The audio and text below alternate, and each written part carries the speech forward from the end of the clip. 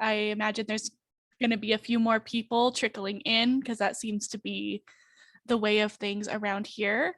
I hope everyone is comfortable and ready to go because I think chances are we're just going to go through this one topic and then do our bio break and debrief at the end. So with that, like I said yesterday, our topic is going to be on relationship building at different ages and different communication skills for the age groups that we serve. I know that we've done a little bit of like child development type training before. This is going to be different from that. This is going to be really focused on what are the challenges that come into play and how do we address those challenges. So with that, I'm going to go ahead and share my screen. We also are going to be doing, I would say, an amount of cold calling today. Does anybody remember what cold calling is?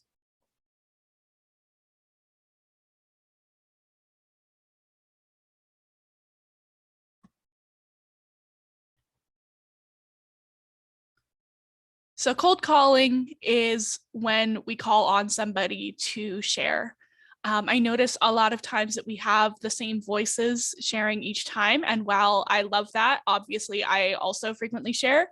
I also want to make sure that many people have the opportunity to share. So if we cold call on you and it turns out it's like the absolute worst moment, or you're only able to type in the chat, please feel free to do so or let us know, but that is going to be one of the ways that we handle things today.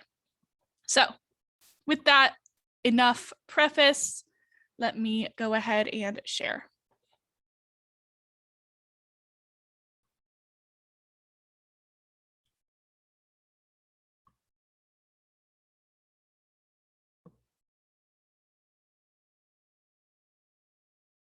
All right. So for today's training, we are going to be talking about relationships at every age. And here we go. We're going to start with that cold calling.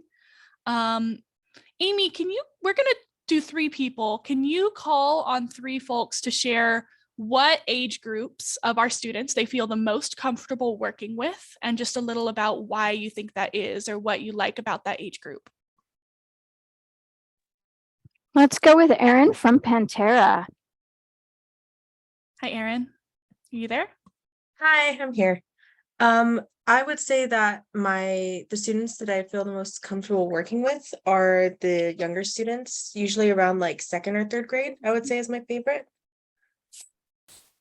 Awesome. And why do you think that is? What do you like most about working with that group? I think it's because the balance, sorry, my cat's distracting me. You're fine. I think it's the balance for like the amount of help they need. Like they can work pretty well on their own, but they still need a lot of help. And I feel like being able to help them a lot is what like helps me connect with the students the most. So I think that's why I like the younger ones. Like because they need that help, there's already this element of relationship building that you can Yeah. do. Thank you for sharing. Can we have 2 more cold calls? Absolutely. Let's go with Larissa from Pantera. I think my favorite age group is like 1st and 2nd. They're really like open, so it's kind of easier to make like a connection with them. Gotcha. Like open, like they trust you and they're gonna reach out to you. Yeah, they're more open to talking, and they're easier to have conversations with, I feel like. Thanks for sharing that, Larissa. And one more. Let's go with Vanessa from Lopez. Hey, Vanessa. Hi guys, sorry I'm eating. You're good. I prefer to work with like 1st to 3rd grade. I feel like I have a better connection with them, and I have like my daughter's like around that age, so I kind of prefer that. Gotcha. So you have kind of a comfort zone. For sure. I'm wondering if there's anybody who would raise their hand who prefers working with older students. I'm thinking like our 4th, 5th, and 6th graders. Hey, Yanette, can you share? Okay, I see Yanette. I see who else? Hey, Yanette, can you share? Okay, I see Yanette. All right. Yeah, Yanette, can you share what do you like about working with your 4th through 6th graders? Well, last year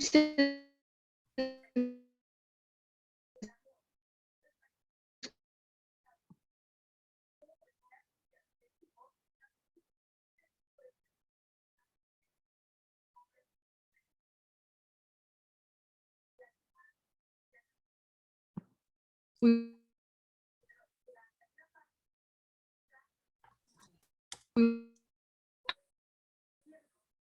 I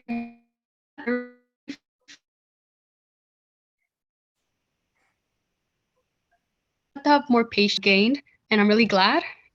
They're more understanding for me.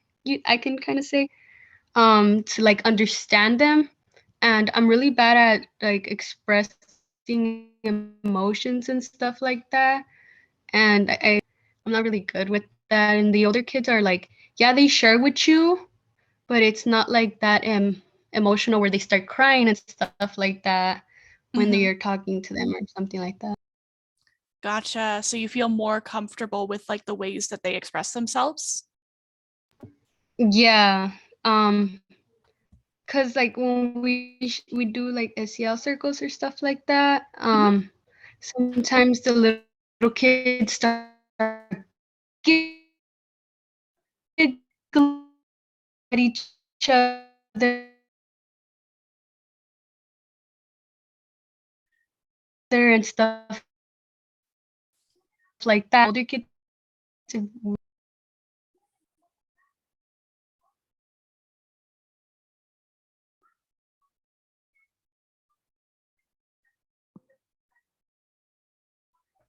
Gotcha.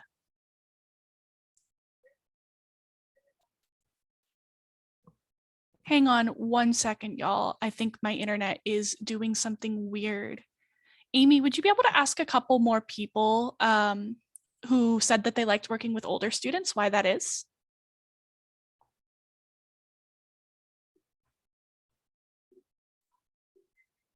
Yes, I believe that some people are having some connection issues right now.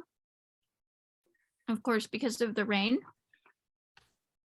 So if that's you, I think that might be me.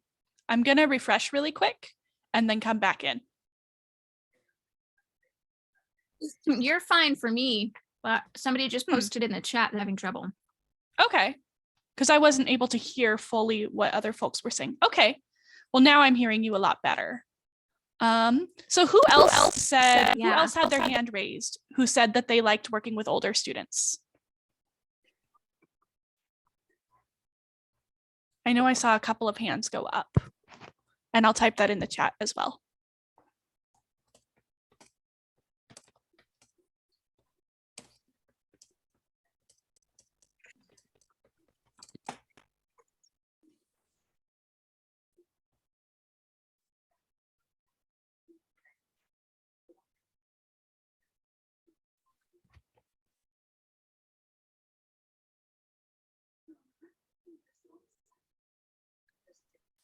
I know there were a few hands raised.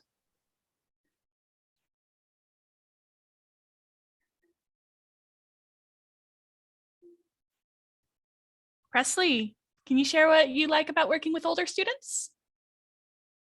Yeah, when I was a tutor, I personally have a sister who's in 6th grade, so I kind of like already knew how to talk to them. I mean, in a sister way. And a lot of the kids also have like older siblings, so I feel like they kind of got that dynamic off me. So like even when they needed homework help and all that, I feel like even then it was comfortable because I feel like they probably asked their older siblings too. And I just really like the dynamic because you're able to like play with them and like joke around with them, but at the same time they're able to do their work kind of independently and reach out when they need help. So it's really nice. Gotcha. Like less of that hand holding, it sounds like. You know how to be a support for them, but you don't have to be constantly like looking over their shoulder to make sure they're okay. You know that they can do some things on their own. Yeah, exactly. Awesome. Anyone else? I think we can have one more. Who else finds that they prefer working with older students?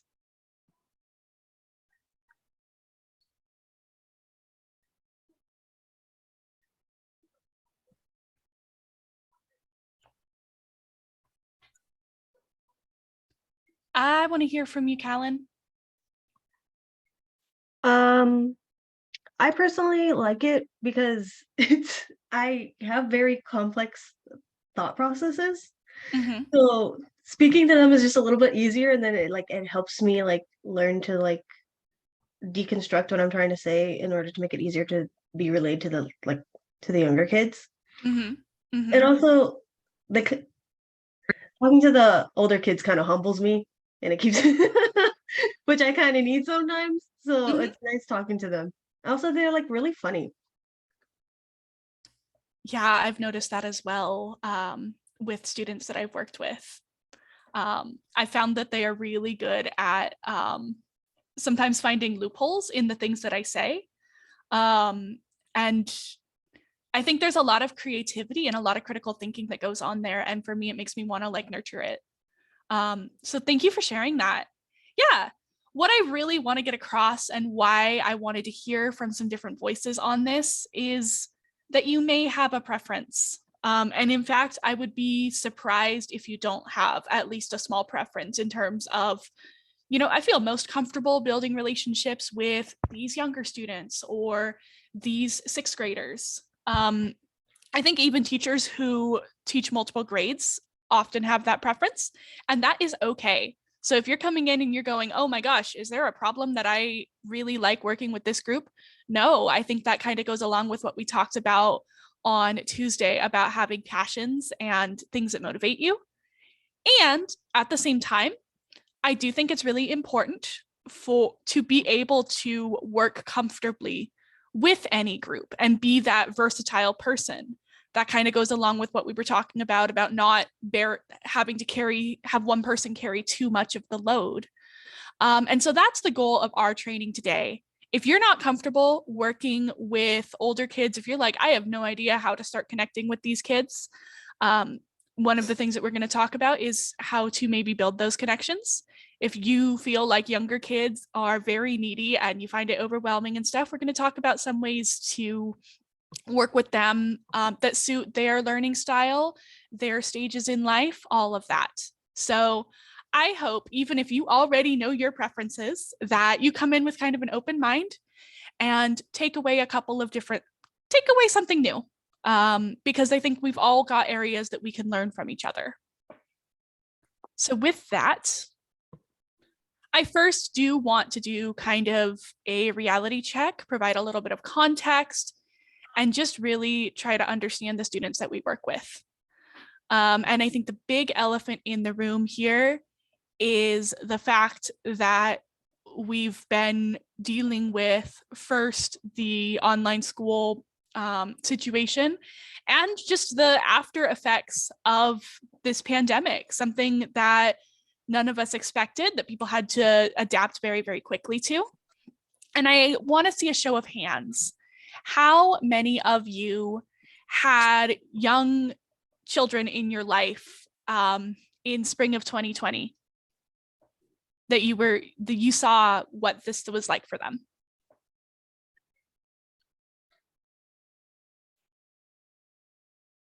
Let's see. Esme, I haven't heard from you yet. Can you share in 2 minutes or less? What was that like for you? What did you notice going on for these students or for these kids? I noticed that when they came back from when they were doing their online school and everything, they didn't they weren't accustomed to it. So they had difficulty, especially for me personally, my nephew. He just had a very hard time focusing, looking at the screen, trying to follow directions and asking questions. And when he returned back to in person, it was the same thing. He kind of forgot how to be sitting down in a chair, and he was getting in trouble a lot because he was just so used to being on the computer, not focusing and doing things that he wanted apart from paying attention, that translated into when he went back to school. So I feel like it was very difficult for them. 100%. You both have this like new mode of learning that they're trying to do, and then also the like major disruptions to routine and some of the fear and the uncertainty that went along with that. It kind of became a perfect storm in a lot of ways, and I think that you're describing that really well in terms of what did it look like behavior wise. And I want to hear from Seth.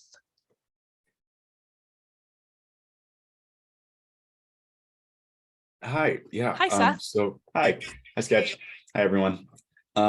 It was a little strange, like going into it because my little cousin, she was about 8 at the time, and she's the only cousin that in like our intimate family of her age, and everybody else is like the youngest is I want to say 20, and so it's always been like her amongst adults, and it was strange kind of seeing how she socialized with us because she wanted to play a lot more with us, and she wanted to interact a lot more with us versus like before she was like, oh, I'll just go and play with my friends, or like, oh, I'll just go and do this. But during 2020, during the shutdown, we didn't have that. So me and my sister had to play a lot of Mario Kart, a lot of board games, a lot of games, and it was a lot of like it was interesting going back to it. This is kind of a side note, but hey, don't cheat. Maybe don't throw your cards every time that you lose the game, and then like maybe we don't want to play with you after that. It's just like those little things. Be like, hey, like we don't want to do this if you're gonna be acting this way, or like I really want to play with you, and like hang out with you, like when you actually when you actually like follow the rules, or like when you actually like want to play with us and not throw things at us. Yeah, absolutely. Like you have to kind of teach those norms because maybe they haven't been repeated in the same way, or and also it sounds like she was really like connection seeking in terms of, you know, wanting to spend more time with you than maybe she did when she was in school. So that makes a lot of sense just as you think about the isolation factor. I want to invite the rest, those of you who also have your hands up, to share in the chat, because I do think that these stories are really valuable, even though I can't call on every single one of you. But yeah, I think that those examples speak volumes and kind of share what I'm trying to get across, which is if somebody was in, if someone's in second grade now, let's kind of turn back the clock. Last year would have been their first year of school in person, the 2021 to 2022 school year. The year before that, spring of 2020, fall of 2020, spring of 2021, all virtual. And I want you to think about what virtual kindergarten looks like, especially compared to in-person kindergarten. If you think about the number of times that someone is taught, you know, all right, we got to keep our hands to ourselves, or, okay, we're learning to raise our hands when we need help. If somebody got that virtually, it looked so different, y'all. And that's not even going into the fact that if you were in kindergarten virtually, maybe your parents weren't at home, maybe they weren't there to help you, maybe you were having technical difficulties and really missed huge chunks of school. So I think as we talk about these age groups, it is really important to kind of think about, well, where do you expect students to be at in 4th, in 5th, in 6th grade? And where might that expectation be one that existed before the pandemic? Knowing that things look different is really, really important because everyone has been trying to get used to these different ways of being. So with that, does anyone have any questions about that or any other sort of additional comments? Like I said, feel free to share your stories in the chat. But yeah, any questions about this? Is this confusing to anyone?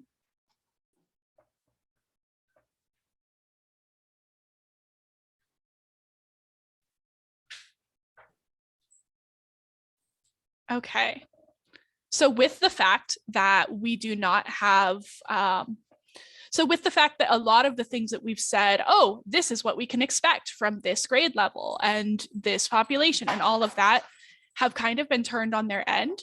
We actually went and gathered some data, speaking with site captains, speaking with tutors at some of our sites, and really hearing from them, what are the main challenges in working with our different age groups?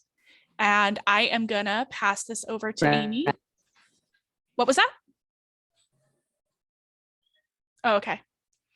I'm gonna pass this over to Amy, and she is gonna talk a little more about challenges in working with younger students. So take it away, Amy. Yes, younger students. So some of the things that we received, the feedback we received about working with younger students was a struggle with the attention span, high energy, and emotional regulation. Yes. And these are expected things in our younger students. So some of the things, pardon me, I'm eating while we're training, so pardon me. That you can do are activities with frequent breaks or increments of 15. Some of the things that I think would work best here are the activities, the math games that we have, some of the ELA games that we have. You can have them play for 15 minutes and then move on to another game. You can do this in stations, all that kind of stuff, to keep them engaged with the material that they're using. Okay. This is also something to keep in mind when you're planning your curriculum. Our younger students, 1st through 3rd graders, are not going to do as well paying attention to a 45-minute lecture style lesson, right? They're going to do better with hands-on activities, maybe a 15-minute explanation of a topic, and then actually doing it. High energy, imaginative play. So Reader's Theater is great for this, right? Anyone who's high energy, you can actually have them act out whatever's going on in the script on like in a little kind of stage area to get some of that energy out. You can increase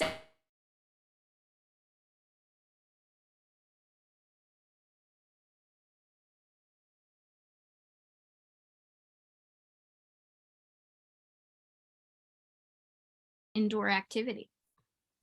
For emotional regulation, we have some quick grounding exercises like counting backwards, right? That's actually really challenging for little kids to do. For 1st through 3rd graders, they actually have to think about it. So their focus goes from whatever emotion, high emotion they're feeling, to focusing on counting backwards. And that helps calm them down. 5, 4, 3, 2, 1, which is actually done with us as a group previously.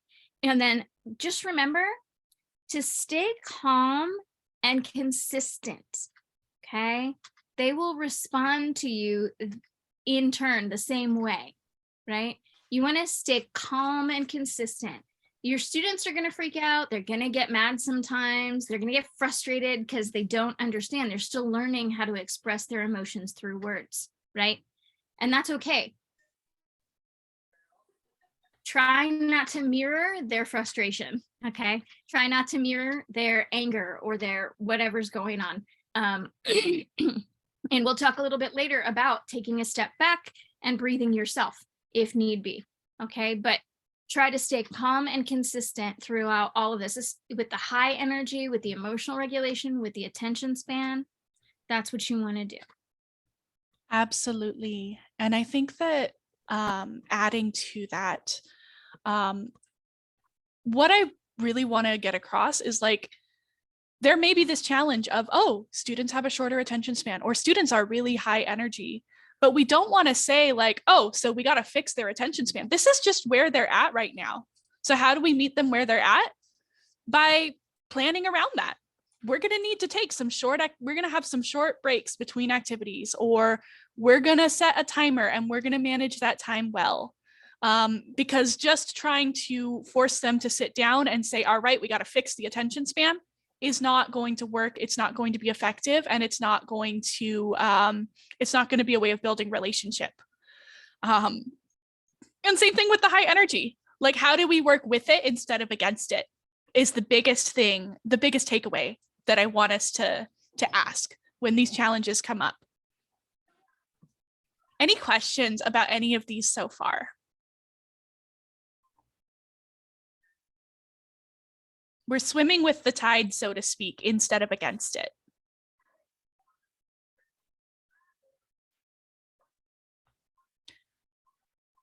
All right. So it is really important to do that within reason. And that is where something like boundary setting comes in. Raise your hand if boundaries are a challenge for your younger students.